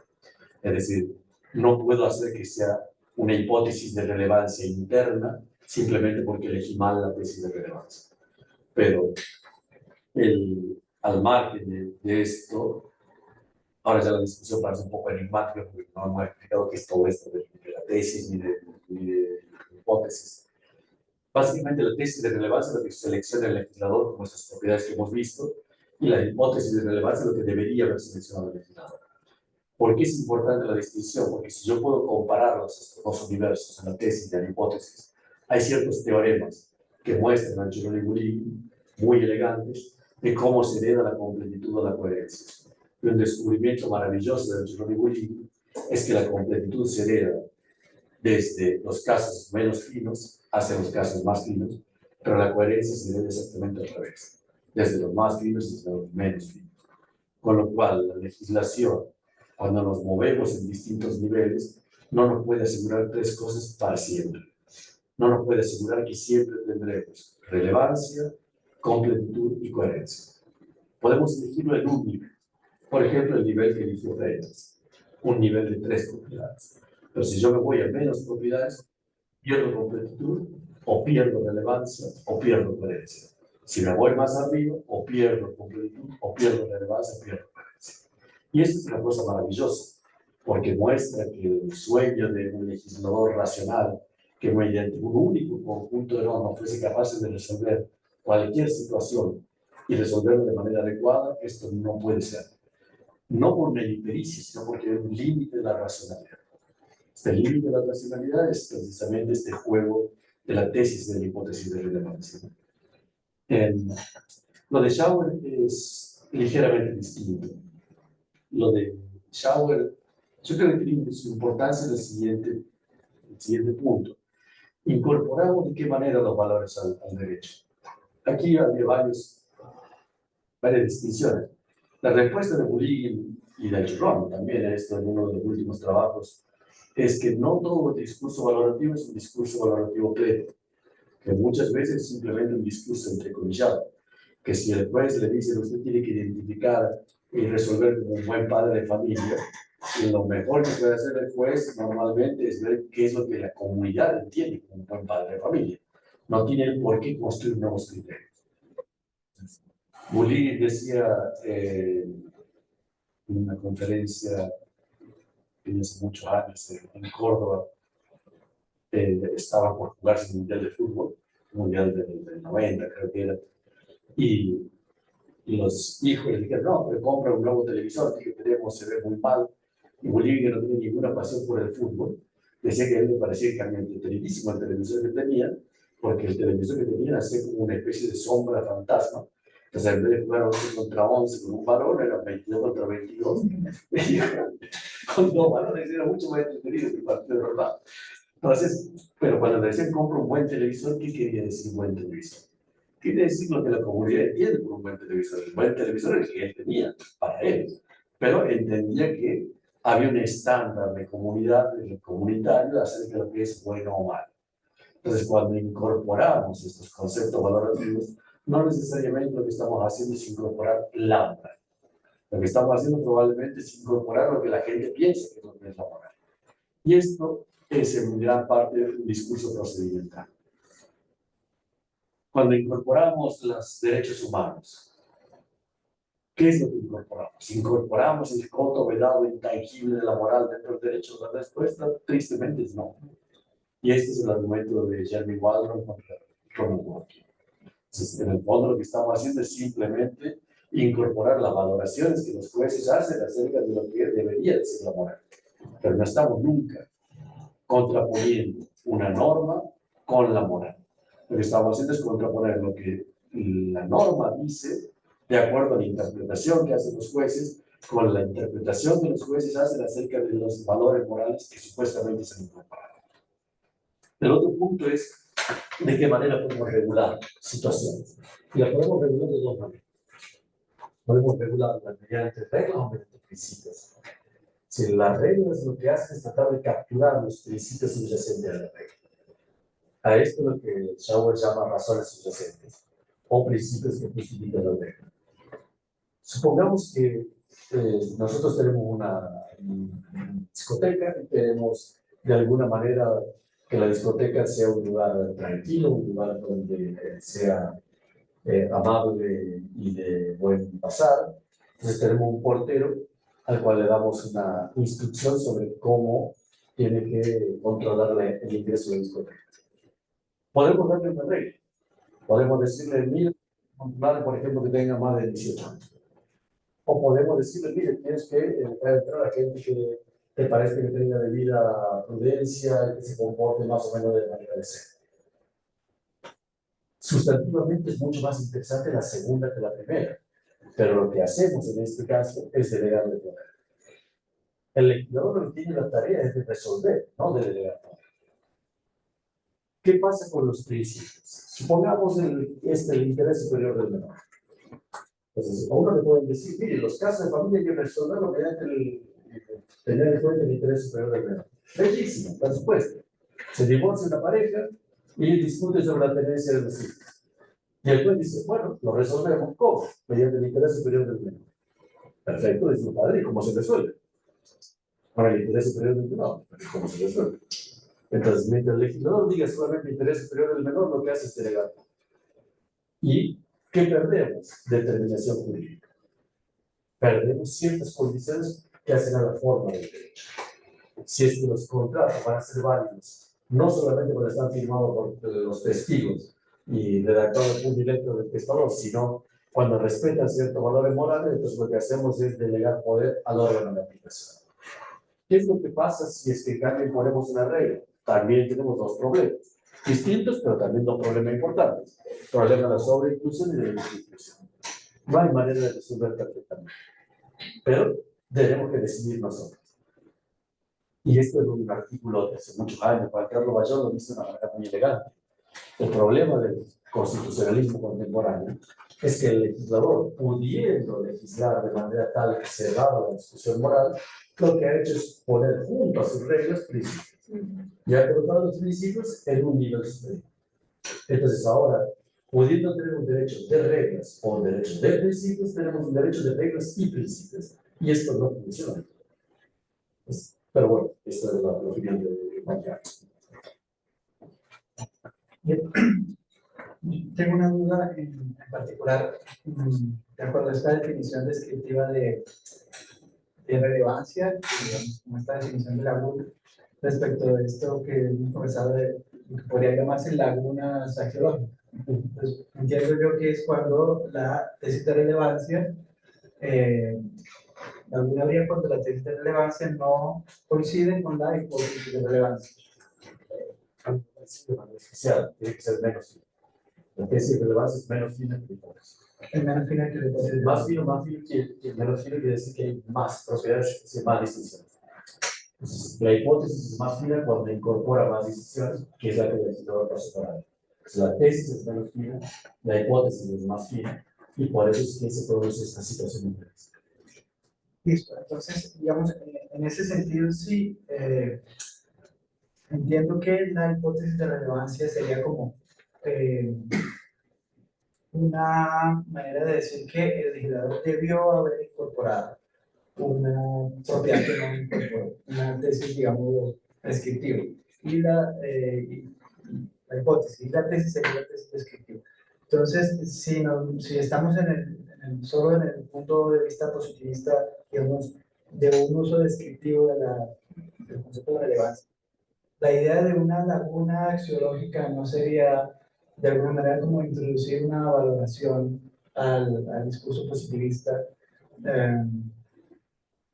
cuando ya cuando ya no habría una laguna, ¿no? Porque ya habría un caso que estaría correlacionado con una solución normativa. Seguro, no es una crítica al positivismo, pero claramente es una actitud valorativa ya plena, y por eso es que la hipótesis de relevancia es una visión prescriptiva de lo que debería ser relevante. La tesis de relevancia describe lo que el legislador ve como relevante, pero la hipótesis de relevancia es prescriptiva. Es prescribir al legislador cuál debería haber sido su límite de elección. Entonces, pero no es una crítica al positivismo, es más bien la estrategia usual de generar a los jueces un descargo de la responsabilidad de ser infiel al legislador. La situación es injusta, pero si yo le pido piedad al juez, no ganaré el crédito. Un caso que yo he comentado ahí con Carlos, que estamos discutiendo durante las mañanas aquí, en el caso de el seminario por las mañanas, el caso en Argentina del caso Sabres Fleming de los años 80, donde la ley de contrato de trabajo establece que la mujer trabajadora que es despedida hasta 180 días después del parto tiene derecho a una indemnización especial. Entonces, la mujer trabajadora, Casusá, presentó una demanda porque había sido despedida a los 90 días, tras los 90 días de haber adoptado el niño. Entonces, la patronal dijo, aquí la ley dice 180 días después del parto. La adopción no es. Entonces, ¿qué es lo que hace el abogado de la mujer trabajadora? No puede decirle al juez simplemente, mire, qué pena, el legislador se le pasó esto y no legisló a favor de mi cliente. Si lo hubiera previsto, entonces ya vería cómo le hubiera dado la razón a mi cliente. No, el abogado tiene que decir, este es un caso que no está resuelto. No que está mal resuelto. Porque si dice que está mal resuelto, el juez le dirá, bueno, vaya a quejarse con el legislador, no se queje conmigo. Tiene que decir que no está resuelto. Y por eso tiene que decir que es una laguna. Y al decir que es una laguna, cambia la idea de laguna, porque laguna es caso sin solución. Y cambia a este caso de un caso con una mala solución. La laguna normativa es un caso que no tiene respuesta, mientras que la laguna axiológica es un caso con una mala respuesta. Por eso es que el argumento no es un argumento en contra del positivismo, sino es una manera, una estrategia que se tiene para que los jueces se sientan más confortables en su papel de impugnar lo que dice el legislador. Pero no es un problema de qué dice el derecho, sino de cuánto cuenta lo que dice el derecho. No es un problema del alcance, sino un problema de la fuerza. Sí, necesitamos una teoría política. Y eso es lo que siempre dijo Borges, no por otra parte. Borges dice, mire, ¿cuál es la fuerza que tiene el legislador? Eso depende de los principios. No puede ser que el legislador tenga fuerza porque él lo diga. Hay principios, algunos formales, otros sustantivos, pero el derecho está sobre todo compuesto por principios. No puede entender cómo es tal cosa como la supremacía de la ley sin entender que eso es un principio y no una regla. Pero bueno, esta es otra discusión. ¿No?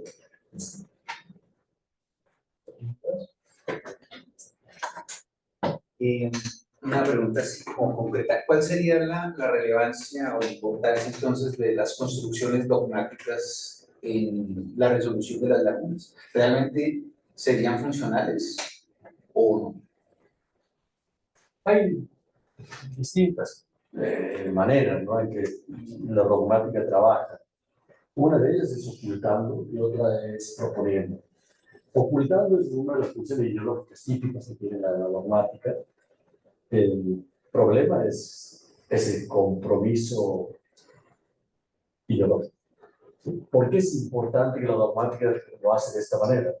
Porque la dogmática se reivindica como una ciencia. La solución que ofrece a los casos imprevistos no es el capricho, sino es la ciencia, la verdad. Y esto es una pésima manera de resolver el conflicto social. Tierra del Fuego que era lejísima, sobre todo lejos de Alemania.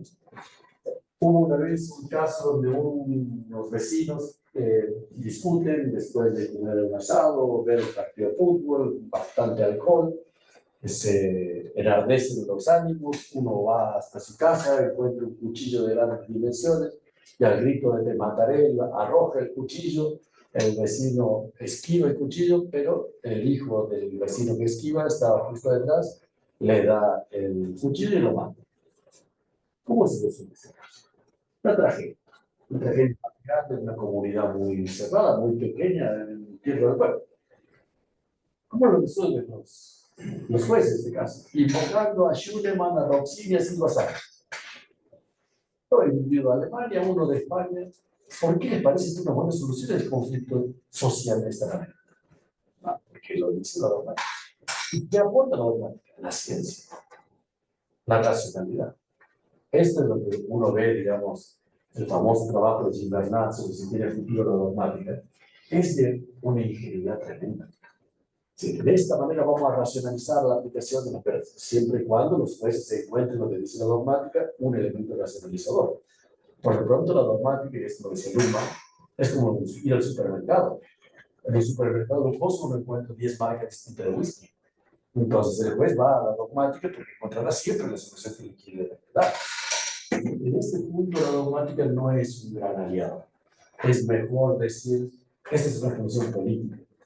Si no presentasen sus soluciones como lo que la ciencia impone, sino como sus propias preferencias, y hay muchas razones para que los juristas hagan política, muchísimo. Pero es un poco estéril tratar de ocultar esto con la idea de la ciencia. Otra tarea que realiza la dogmática es tratando de racionalizar. El esfuerzo de la dogmática no es solamente inventándose soluciones para los casos que no hay, sino desplegando las consecuencias lógicas para lo que sí efectivamente está resuelto. Entonces, esta tarea es la que Algernon y Bouligny tratan de mostrar en Normative System. Algernon y Bouligny dice, estas cosas que estamos nosotros explicando aquí, es lo que hacen los juristas intuitivamente. Intuitivamente, por supuesto, no se pueden hacer tablas ni fórmulas, pero lo hacen de memoria. Son adiestrados para esto. Entonces, el libro de Algernon y Bouligny es mostrar por qué lo que hacen los juristas tiene una base racional. Y la base racional que tiene se parece mucho a cierto tipo de prácticas científicas en disciplinas más o menos formales. Entonces, hay una tarea muy importante de la dogmática en la racionalización del contenido normativo. El legislador formula ciertas normas, pero detrás de eso hay un contenido implícito. Y la manera de identificarlo es desplegar, hacer manifiesto aquello que solamente se dice implícitamente. Esto lo reconoce todo el mundo. El problema es si vamos a utilizar solamente la lógica para dar cuenta del contenido implícito o si vamos a utilizar otro tipo de argumentos. Ronald Dworkin también estaba de acuerdo en que había un contenido implícito que poner de manifiesto, pero Dworkin creía que había que dar cuenta de los contenidos evaluativamente derivados. ¿Qué decía Dworkin con esto? Que identificamos lo que dijo expresamente el legislador y nos preguntamos ¿qué es lo que justifica que el legislador haya dicho esto que dijo? Por ejemplo, la Constitución norteamericana. ¿Qué estructura de principios morales justifica lo que dijo el constituyente norteamericano? La mejor justificación posible. Y ahora, habiendo identificado la mejor justificación posible, por ejemplo, descartamos que es el utilitarismo, tenemos otra justificación basada en el liberalismo, ahora nos preguntamos, esto que forma parte de la estructura profunda del derecho, ¿qué consecuencias tiene para casos donde el legislador, el constituyente, no dijo nada?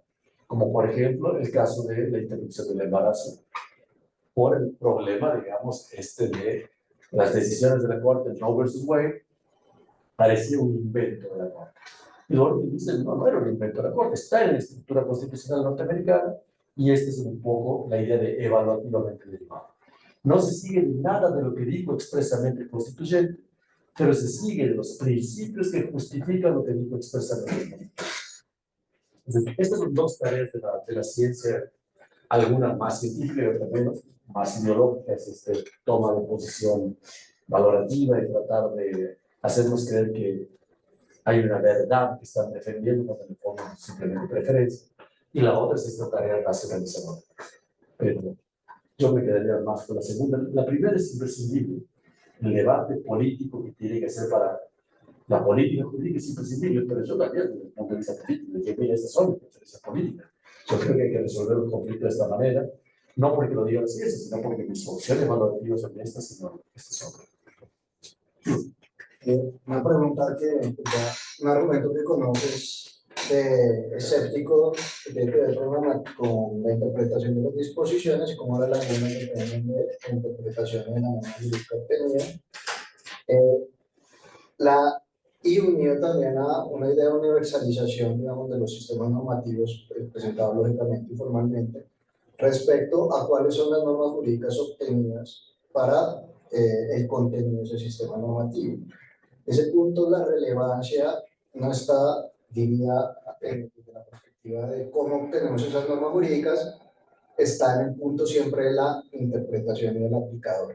No solamente en casos de imprevisión, sino en casos también de formulación de ese sistema normativo. En el sentido que, ¿cuál es el criterio último de relevancia? Eso va a ser siempre abierto. No hay un criterio último desde una perspectiva escéptica, no estoy diciendo que sea la verdadera, sino que ese argumento escéptico también tiene alguna razón para decir que el criterio de relevancia es un criterio que está determinado sí por la interpretación de las disposiciones. Por ejemplo, algo que no está en Normative Systems porque está en la base enunciativa con un contenido ya fijo. Pero podríamos pensar que esa base enunciativa en la que partimos puede poner en problema la relevancia en sí de qué significa la buena fe. Es decir, cuál es la propiedad relevante para determinar la buena fe. Que es algo que no es algo simplemente un problema, sino que es un problema que se presenta en la toma de decisión judicial. Es decir, no hay un criterio último para determinar cuándo está cerrado, cuándo las propiedades relevantes ya están determinadas, en tanto que es contingente, dependiendo de la interpretación, cuáles son esas propiedades relevantes.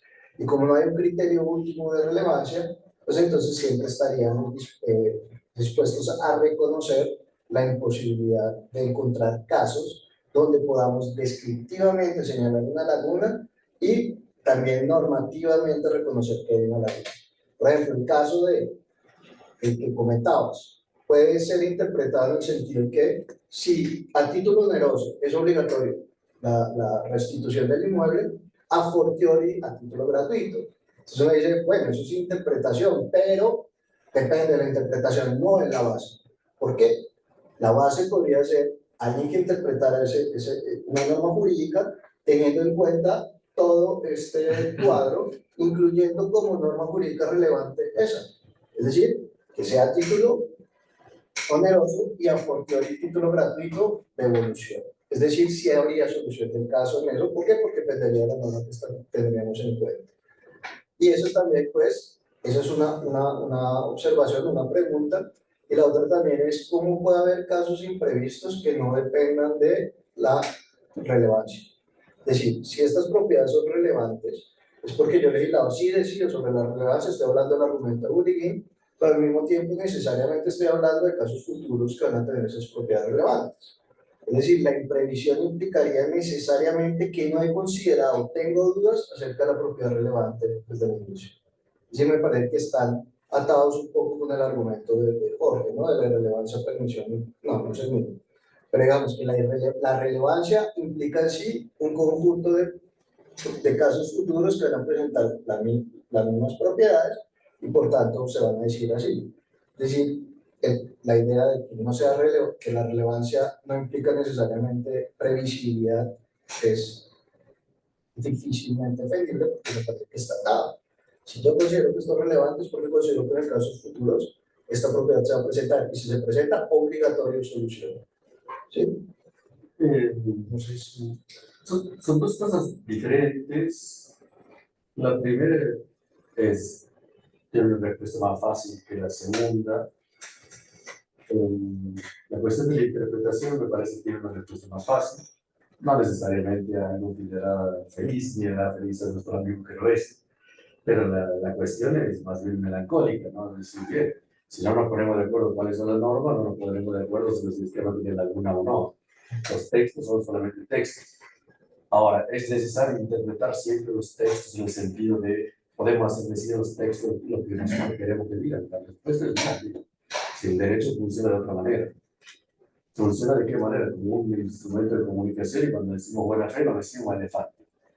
¿Por qué no decimos elefante? Porque La palabra buena fe, la expresión buena fe tiene un sentido. Y puede que nos den dificultades en algunos casos, pero en la enorme mayoría de los casos no nos da dificultad. No es una torre de Babel permanente en la actividad comunicativa, nos entendemos bastante bien.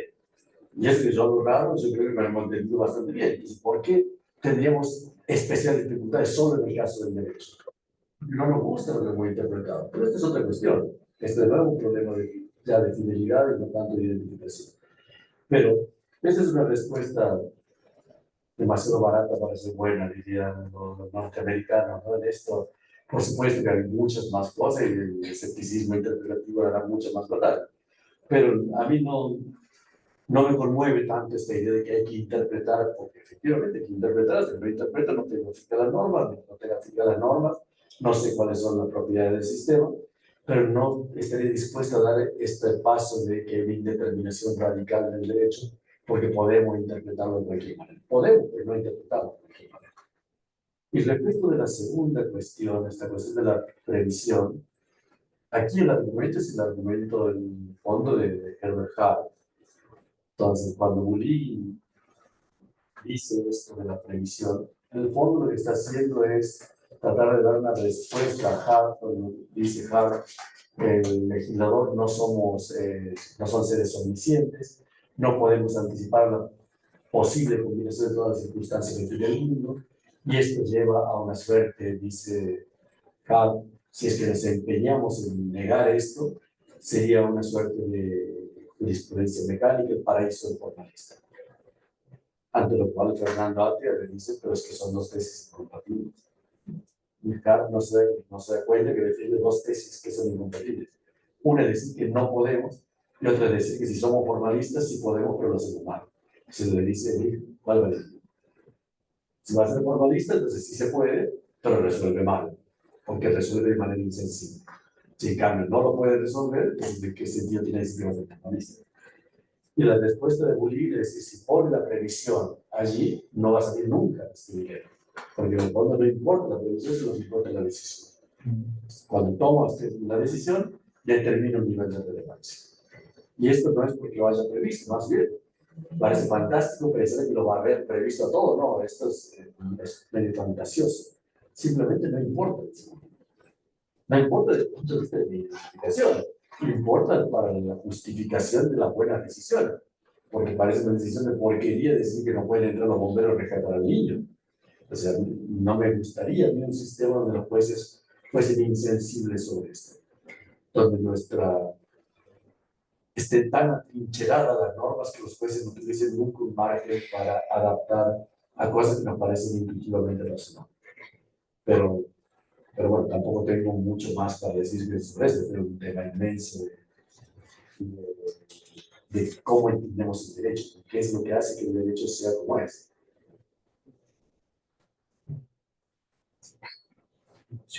Primero a nuestro compañero acá, después vos. Buenas noches. Qué pena, me gustaría hacer una pregunta, pueda que sea una pregunta panorama. Sin embargo, al respecto de que se está debatiendo sobre el caso del niño, en estos casos, por ejemplo, de lagunas por imprevistos, pues me queda como que la siguiente duda, que de pronto tal vez ya se respondió en la respuesta que se le dio al compañero acerca de la dogmática. Y es, por ejemplo, ¿cuál sería, digamos, como que la premura o la preocupación por integrar estas lagunas en este tipo de casos, por ejemplo, en los que ya está regulada una condición negativa, que le dice que no puede entrar, o también en los casos, por ejemplo, de los deepfakes, que es, por ejemplo, el caso de las líneas que comenta el profesor. Y la cuestión sería, si existe, digamos, una preocupación y esta, ¿por qué no sería necesariamente moral? Porque entonces sería como, uno podría decir, es racional, pero pues la cuestión es que si fuese moral, entonces eso no demostraría que en efecto sí el derecho de pretensión de corrección y esa pretensión de corrección entraría ya directamente en el campo de la moral, porque pues de todas formas sí el derecho va evolucionando conforme se va encontrando con ese tipo de dilemas. Estos tipos de dilemas se solucionan de una manera por argumento. Pues eso sería de todas formas de decir que tal vez sí el derecho en sí mismo tiene esa pretensión de corrección, y ese era más o menos como eso. o si es una cuestión puramente de racionalidad.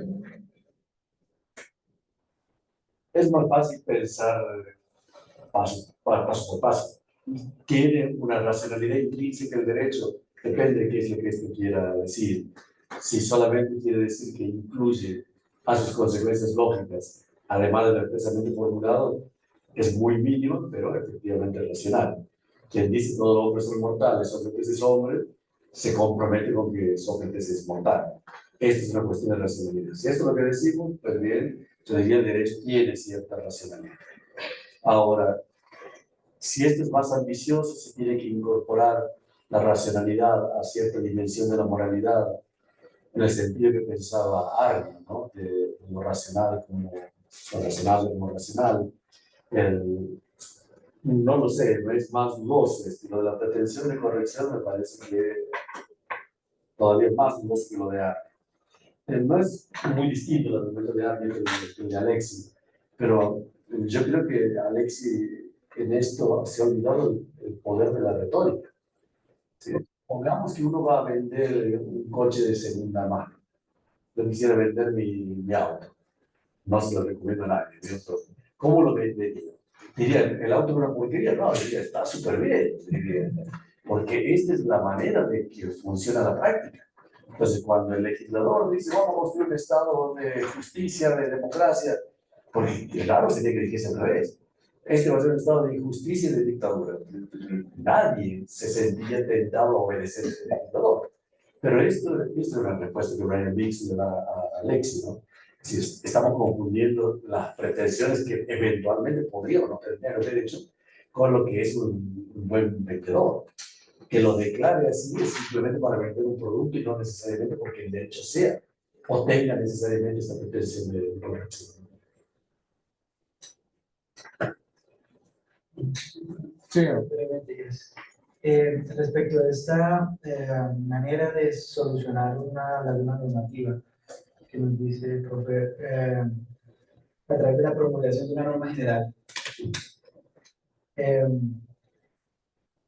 Cuando usted nos definía el concepto de laguna como un problema jurídico concreto, un universo de casos, un universo de acciones y de soluciones normativas, cuando en ese conjunto de normas aplicables el juez, digamos, discrecionalmente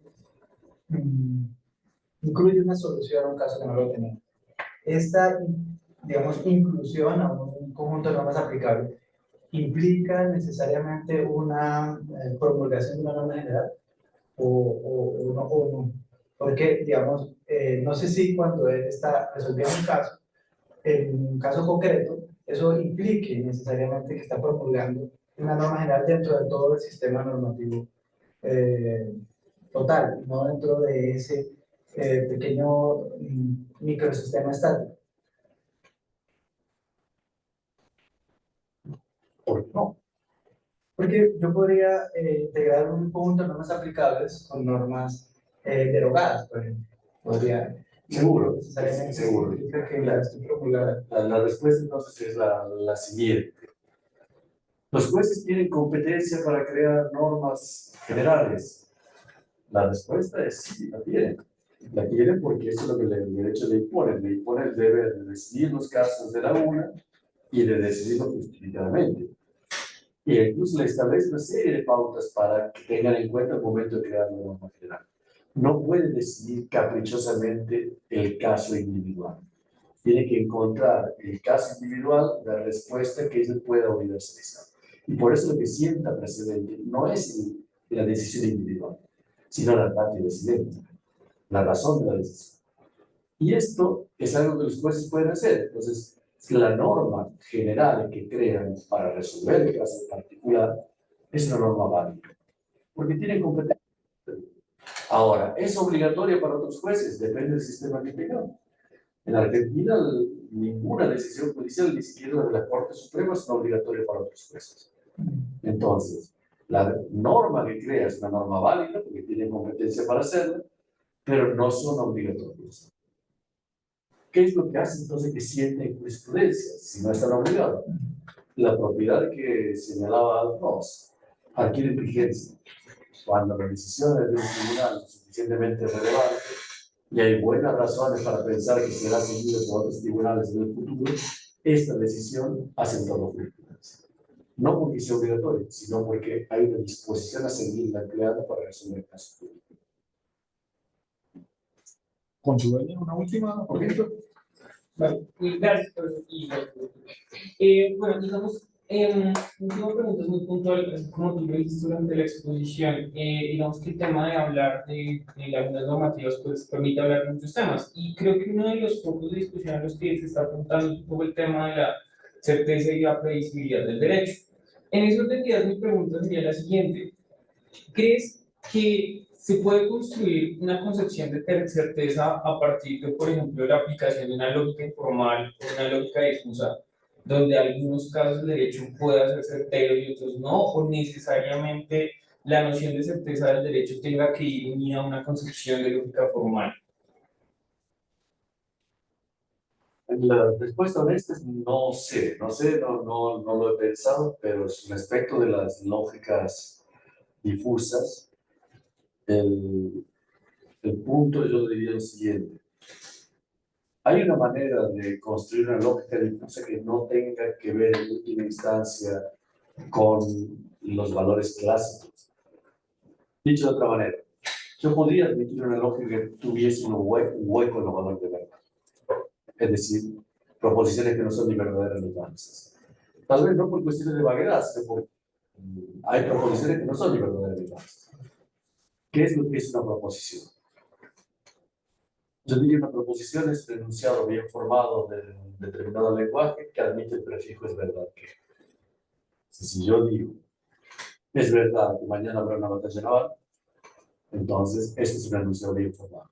Mañana habrá una batalla naval, expresa una proposición porque admite el prefijo es verdad que. La nieve es blanca es una proposición. ¿Por qué? Porque admite el prefijo es verdad que y este es un enunciado bien formado. Un imperativo no es una proposición porque no admite el prefijo es verdad que. Pero hay cosas que no son ni verdaderas ni falsas, como por ejemplo las normas, que serían proposiciones.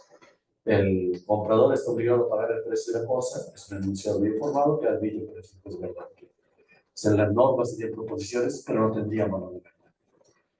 Con las lógicas difusas pasaría lo mismo, pero en última instancia, si yo digo que es verdad, y esto, construyo la lógica a partir de esto, todo el cálculo se vuelve equivalente. Hay proposiciones que no son ni verdaderas ni falsas, pero en cuanto le prefijo es verdad que recupero la equivalencia. Porque decir que es verdadero, algo que es verdadero, pero decir que algo es verdadero y en el fondo no es ni verdadero ni falso, entonces es falso. Si yo digo que es verdad que mañana habrá una batalla naval y mañana no es ni verdadero ni falso que habrá una batalla naval porque el mundo es indeterminado, entonces yo no soy un fatalista, pero si digo es verdad que y la proposición mañana habrá una batalla naval no es ni verdadera ni falsa, entonces es falso decir que es verdadero, simplemente que no tiene. Si yo voy a sistematizar toda la lógica difusa bajo los parámetros clásicos, se me parece que no hemos avanzado todo lo necesario para estar en contra, para que sea una gran amenaza a la certeza, y tampoco es que sea un instrumento inútil. Yo creo que podría servir perfectamente, pero hay muchos que piensan que esto es insuficiente. La réplica de Joseph Raza, Ronald Dworkin, cuando Dworkin hace su trabajo, No Right Answers, la réplica de Raza, Legal Reasons, Sources and Gaps, donde él dice, las lagunas surgen por la indeterminación semántica de los conceptos y hay infinitas valores de verdad porque hay infinitos grados de validad. En esto, Raza estaría en contra de lo que yo estoy diciendo ahora, ¿no? Pero no lo he pensado lo suficiente como para tener una visión clara de la relación con la certeza en el derecho. Yes. Profesor Navarro, muchísimas gracias. Gracias a ustedes. A todos los asistentes, a las personas que nos acompañaron de manera remota. Con esto damos por terminada esta primera sesión de la 11ª edición del Seminario de Teoría Jurídica y Filosofía del Derecho Luis Villar Borda. Próximamente vamos a anunciar las sesiones restantes de este semestre. Esperamos contar con su compañía y activa participación. Entonces, a nombre del Centro de Investigación en Filosofía y Derecho de la Universidad, les deseo a todos una buena noche. Gracias. Gracias.